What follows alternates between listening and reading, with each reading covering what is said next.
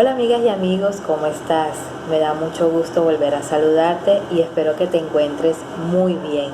Te doy la bienvenida a un nuevo video, el cual se titula Trastorno específico del aprendizaje.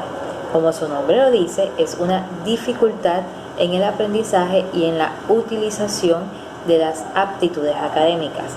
Vamos a empezar, por ejemplo, hablando de la lectura. En la lectura, las palabras que usa son imprecisas, son un poco lentas y lo hace con mucho esfuerzo. Lee palabras sueltas en voz alta de manera incorrecta o con vacilación. Con frecuencia adivina palabras y todo lo relacionado con la expresión de palabras presenta dificultad. También hay dificultad para comprender lo que se está leyendo. Puede realizar una lectura de una manera muy precisa, pero no hay una comprensión de las oraciones, de las relaciones, de las inferencias o el significado y el sentido profundo de la lectura como tal.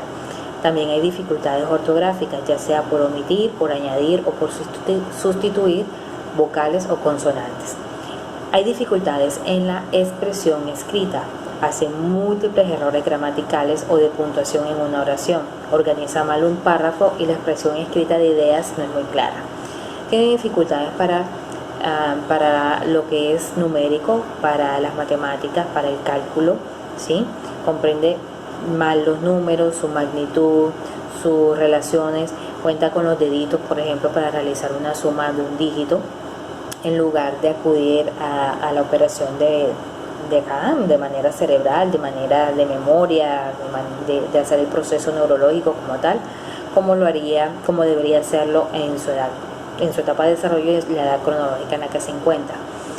Tiene dificultades en el razonamiento matemático para aplicar los conceptos, los hechos, los procedimientos, las operaciones matemáticas y resolver problemas. Las aptitudes académicas que hemos mencionado hasta ahora están por debajo de lo que se espera de acuerdo a la edad cronológica. Esto interfiere con el desarrollo académico, laboral y las actividades cotidianas en general que realizan en su vida diaria.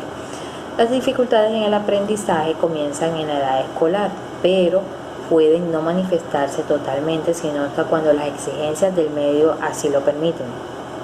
Por ejemplo, cuando ya se empiezan a colocar un poco más complejas las actividades a nivel escolar, entonces ahí empezamos a notarlo. La lectura y la escritura un poco más larga, más compleja, entregar trabajos con unas fechas inaplazables, realizar tareas o actividades con cronómetro, ¿sí? Tareas académicas excesivamente complejas, ahí empezamos a ver las deficiencias o empezamos a empezar a definir más lo que ya hemos empezado a ver a comparación del inicio del proceso escolar que lleva el niño. ¿Cuáles son las características diagnósticas? Este trastorno es un trastorno del neurodesarrollo con bases biológicas que interfieren con el nivel cognitivo. El origen biológico tiene unas relaciones de factores genéticos, epigenéticos y ambientales, los cuales afectan la capacidad del cerebro para percibir y procesar información verbal y no verbal de una manera eficiente y con precisión. A diferencia de lo que sabemos que un niño empieza a hacer en sus primeros años de vida, que empieza a adquirir el habla o empieza a adquirir la habilidad de la marcha, de caminar, estos son propios adquiridos de la maduración cerebral. Del proceso de desarrollo se le atribuye a la maduración cerebral, pero las aptitudes académicas que tanto hemos mencionado a lo largo de este video, como son la lectura, la escritura, el deletrear y las matemáticas, son específicamente, explícitamente enseñadas y aprendidas. Estas dificultades son persistentes y no son transitorias. En los niños y adolescentes se define persistente como un progreso restringido del aprendizaje, es decir, no hay ningún indicio de que el niño esté alcanzando el nivel de pronto que muestran sus compañeros en el aula de clase, a pesar de tener ayudas adicionales tanto en la casa como en el colegio. En los niños, las aptitudes académicas bajas causan interferencias significativamente en el rendimiento escolar. Esto se corrobora con los informes escolares o con las notas que comienzan a arrojar los profesores. Otro indicador clínico, particularmente en los adultos, es que empieza a evitar las actividades que requieren aptitudes académicas. ¿Cuáles son las características asociadas que apoyan el diagnóstico? Frecuentemente va precedido en los años preescolares de retrasos en la atención, en el lenguaje y en las habilidades motoras. Pero es frecuente un perfil de aptitudes desiguales, ¿sí? Porque es como si tuviéramos dos polos opuestos en una persona. Tiene dificultades en algunas áreas, pero puede ser excepcionalmente brillante en otras, como por ejemplo en el dibujo, en el diseño, en lo visoespacial. Puede ser muy brillante, muy destacado, y ojo con este dato porque eso hay que aprovecharlo mucho. No podemos quedarnos en lo que no pueden hacer. Tenemos que descubrir qué sí pueden hacer y potencializarlo en el nivel máximo, explotarlo para que de esta manera puedan empezar a brillar. No por lo que no saben, sino por lo que sí poseen. Factores de riesgo y pronóstico: un nacimiento prematuro, un muy bajo peso al nacer, es un riesgo de trastorno específico de aprendizaje, así como la exposición prenatal a la nicotina. Mucho cuidado con eso. Aspectos diagnósticos relacionados con el género es que se presenta más en el sexo masculino que en el femenino. ¿Cuáles son las consecuencias del trastorno específico del aprendizaje? Puede tener consecuencias funcionales negativas durante toda la vida, como logros académicos bajos, tasas más altas de abandono de la escuela en la secundaria, a nivel laboral más desempleo, infraempleo, bajos recursos, ¿sí?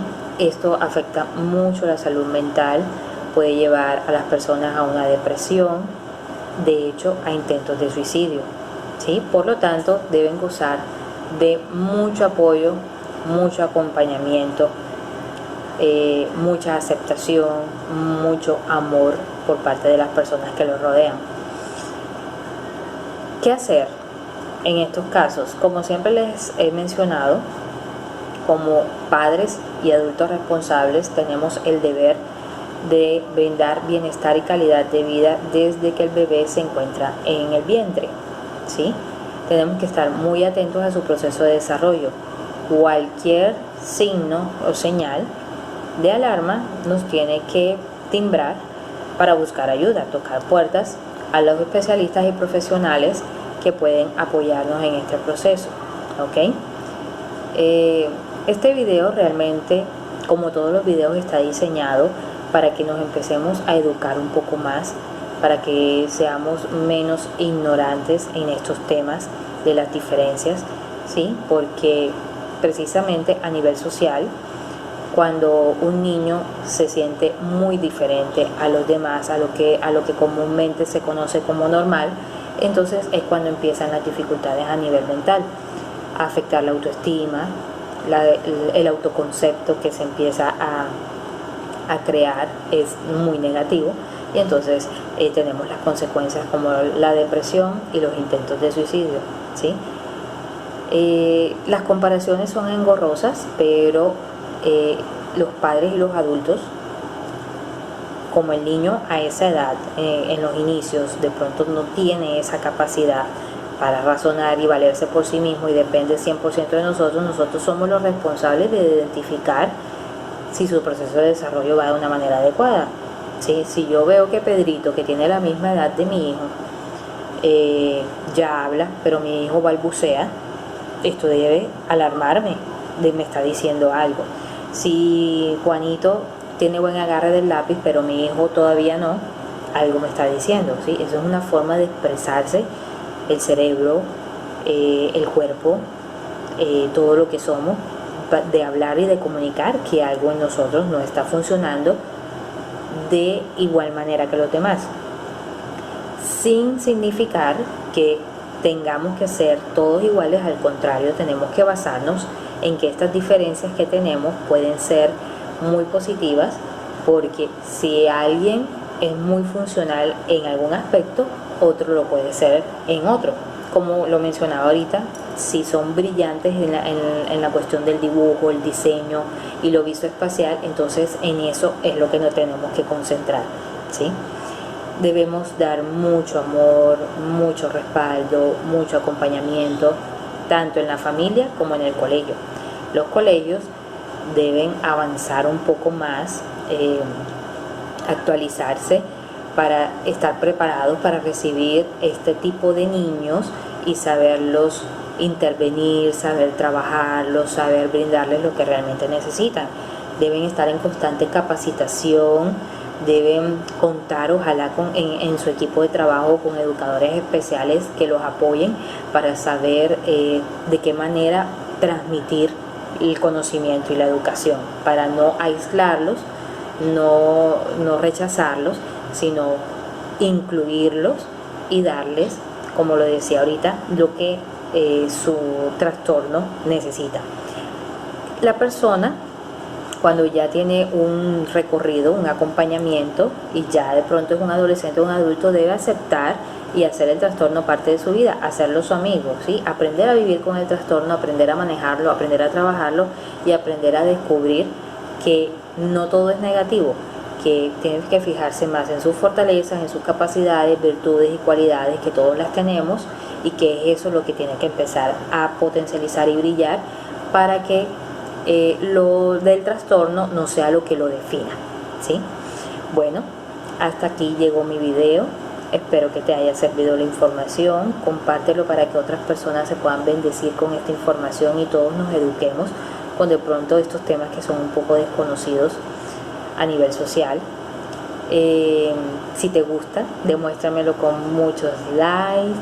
Te pido que por favor te suscribas, lo compartas, activa la campanita para que siempre te avise cada vez que subo un videíto. Y bueno, nos vemos en el próximo.